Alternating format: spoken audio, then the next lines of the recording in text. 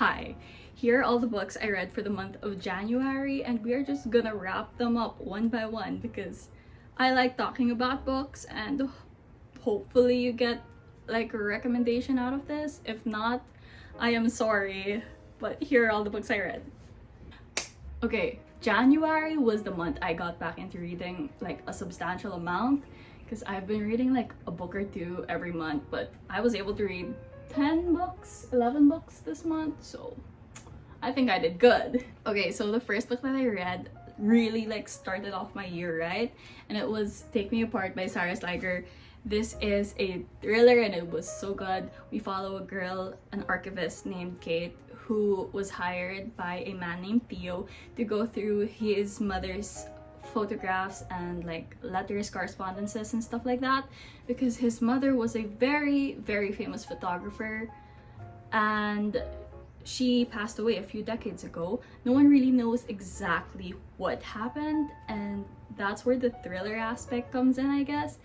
Kate becomes obsessed with this case and she tries solving it, and thriller things happen, but this was more of like a commentary literary thriller than it is like a shock factor psychological thriller.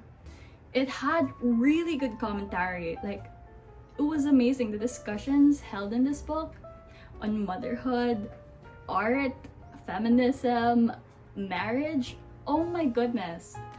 I recommend this to anyone, literally anyone, even if you like you have a weak stomach and aren't good with thrillers. I recommend this to you. I gave it a 4 out of 5 stars. The reason I bumped it down to a 4 is because of a romance plot that I did not particularly enjoy, but okay, anyway, 4 out of 5 stars. The next book I read, Get a Life, Chloe Brown. Everyone has been talking about this. I've been wanting to get my hands on this book for years. Not years, when it came out and was being hyped, but they didn't sell it. Anyway, I found this at Book Off for $7.50. Like, that's a steal, right? Okay, anyway, if you do not know what this is about, which I doubt you don't, it's about a woman named Chloe Brown, and one day she almost dies and she decides to make a list of things she needs to do just so that she can live a little, you know? And she enlists the help of a man named Redford, or Red, and romance ensues. It's an enemies to lovers romance. I gave this a 3.5 stars. It might seem low, but that's actually really high for like a romance book because I don't really enjoy romance. I prefer it sprinkled in, preferably like on a fantasy series, but this was good. It was not toxic. It was a healthy relationship and it had a very like good representation of chronic pain. Yes, 3.5. Go read it if you haven't. It's a healthy relationship. That is good. The next book I read was Everyone in This Room Will Someday Be Dead. I love this book a lot. I don't know how to pitch it, but I'll just read it to you. No, I won't. I won't read it to you. We follow a girl named Gilda who has a lot of thoughts, anxious thoughts, intrusive thoughts, just a lot. There's a car. Okay, one day she decides to respond to a flyer that's like, do you need help, or something like that, and she goes to the flyer, finds out it's a Catholic church, and the man there asks if she's there for the job, and she was like so shocked that she just says yes, and now she has to pretend that she's Catholic and all that jazz. Anyway, she just tries to figure out life. It's more of a slice of life type of story. There's not much of a plot. What I will say is that the middle part starts getting draggy, but these types of books tend to get draggy for me because they are mainly just streams of consciousness, and this book in particular is like very stream of consciousness. But I enjoyed it because it was very blocky, if that makes sense. She'll have a thought and then it's just this short, and then an entirely different thought, and at times I was like, what is happening? But also I really enjoyed it because that's how my brain works also sometimes. The ending was what bumped it up to a 4 stars. When just read it for it. Okay, this is the first book that's made me feel bad, and not in a typical Halle Butler esque type of way. It was more of a emptiness. Like, I felt like I was floating and nothing I did mattered, and it didn't have angst to it. It was just very, I don't know how to explain it, but like Otessa Moshfegh or Halle Butler, there's like a sort of rereadability to it. This one I would not reread if I wanted my mental state to be intact. Yeah, so I don't know, it just hit really close. Next book I read, First Love by Ivan Turgenev. Don't know how to pronounce his last name, I am so sorry. We follow a group of men who are sharing their first loves, and yes, we just, wait, what's his name? What the heck? I really enjoyed this book, yet I don't remember his name. Okay, we follow Waldemar. Oh my god, I am so sorry for kicking you. Did the angle change? I don't know if the angle changed, but we'll just deal with it. We follow a man named Waldemar, and one day he sees this woman named Zenaida, and he becomes enthralled by her. Like, he just becomes obsessed, like full on, I will do anything for you type of obsessed. And Zenaida is, if you have read The Great Gatsby, it's basically Gatsby and Daisy, but Zenaida and Waldemar were more likable and had more depth to them. Not saying that Gatsby and Daisy did not, I just preferred this one. It was very unexpected because at first I thought it was just a simple love story, but it tackled more things. It suddenly had mystery in it, albeit not that good, which is why I bumped it down to a 4 stars, because the mystery was very obvious, but the author was putting so much like clouds. It would like just the mystery part was not good. But it also had like, hold on, wait, give me a second. Here, it talked about the complexities of love, and then talked about death. And I will admit that more than half of this book, my brain was kind of dead, which is why I was not able to fully grasp it. But my brain turned itself back on as the book was ending, and I was just wowed. Like, I need to reread this. It's a very short book. The ending is super good. I recommend this to everyone. 4 stars, easy 4 stars. My next read was one of my least favorites, and it was Tender is the Flesh by Agustina Basterica, I think. It's translated from Spanish. So yes, it follows a man named Marcos living in a world where it is okay to eat humans because the animals have been infected and you can't eat them or you're gonna die, or like they can't scratch you or you're gonna die basically. And a solution, I guess, was cannibalism.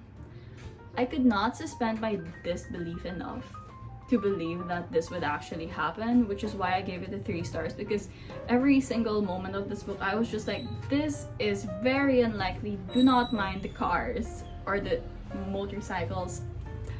I was like, this is very unlikely. I don't think this would ever happen in a million years. Like, vegans are surviving just fine. I think we will not resort to cannibalism that quickly.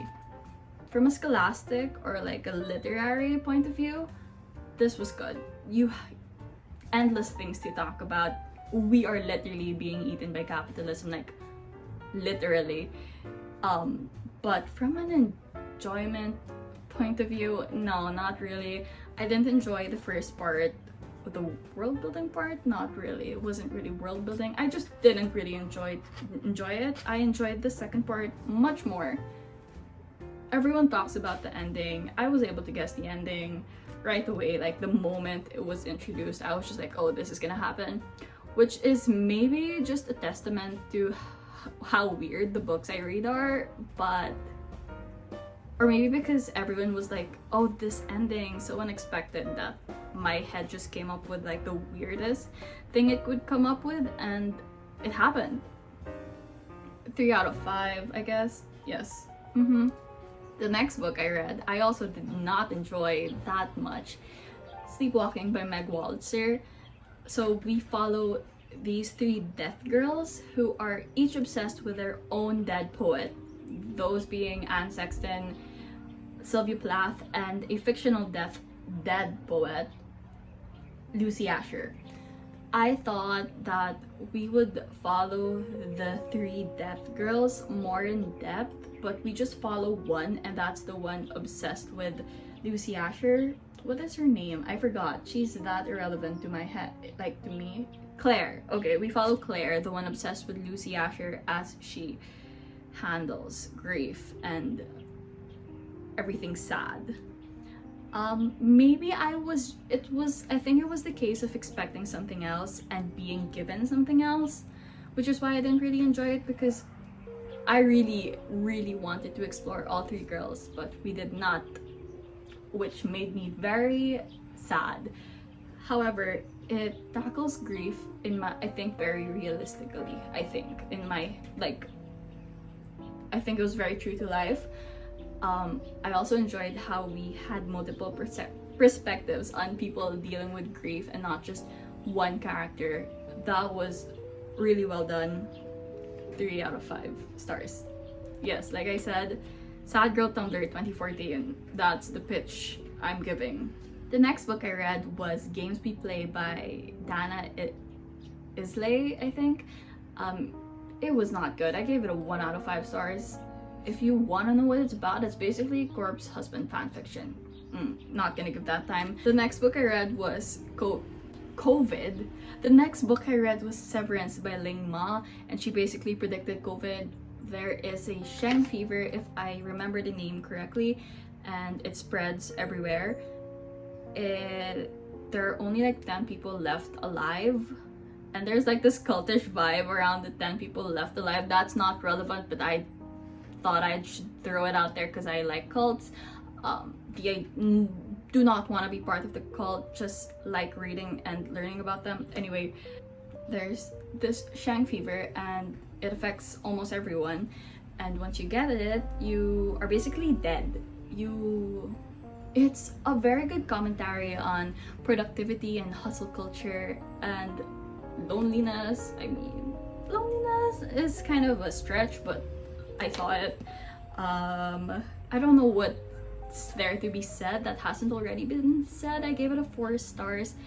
I bumped it down to a 4-star because the ending, I hated it. It was whack. It was so rushed and so neatly tied together that it was just like, no, you had such a good book and you're gonna end it that way.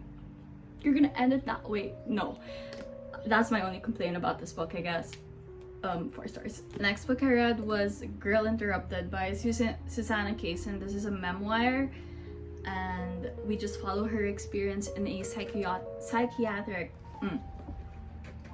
The next book I read was a memoir, Girl Interrupted by Susanna Kaysen, and we follow Susanna and her experience in a psychiatric hospital and somewhat after that also. I enjoyed it. I just don't think it's as good as everyone says it to be, and I'm not diminishing her experience. I just didn't enjoy it as much as everyone did. I gave it a 3 stars. I really liked how mental illness was portrayed in this book. I think it was very good, and yes, that's all I can say. Nothing much to add. I can't speak for how accurate the portrayal of a psychiatric hospital was since I've never been to one, but from what I hear, it's quite accurate, so yes. There's construction going on outside. The last book I read was one of my favorites, and that's So Sad Today, Personal Essays by Melissa Broder. Oh my gosh, it was so good. I gave it a 4 stars. I'm thinking of bumping it up to 4.5. And she just has, it's like a book on it's just a giant book filled with existential crises that I related to. Like, it was like a cry for help. It was very scary how much of this I related to. But there were like some essays also that I did not like. I thought they were kind of cringy, and particularly Google Hangouts with my higher self. I didn't really enjoy that. If you're into angsty, self-loathing type of books like I am, here you go, bestie. I can understand why some people find this book cringy, annoying, or whiny. It seems kind of privileged, but also it was just very true to life, and so I can't really speak for other people, but I do understand. I see how cringy and try hard this can be, like try hard to be angsty and all, but for me it wasn't really trying hard because I could understand where she was coming from and I could relate, and so in that aspect it was very true to life. I gave it a 4 stars, or like a 4.5, like I said, because just some essays were also like cringy to me. I would read this again. So those are all the those are all the books I read this month. Yes, I'm gonna post a video again, I swear. I have a book haul maybe coming up. No, I do have a book haul to show. I don't know when I'm gonna film it, but I do have a book haul, and I read 3 books this February already, so I have a substantial amount to show for my next wrap up. Yes, okay, that's it. Thank you for watching. I hope you have a great reading month ahead. And yeah, goodbye. Don't pressure yourself to read. We don't want that. Anyway, that's it. Thank you for watching. Bye.